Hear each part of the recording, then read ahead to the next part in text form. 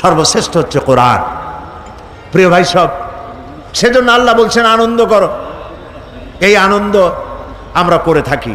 এই ডিসেম্বর মাসের, এটা কি মাস যাচ্ছে, এই ডিসেম্বরের 16 তারিখে আমরা আনন্দ একটা করছি, করি নাই? ওটা কি আনন্দ কন্ত?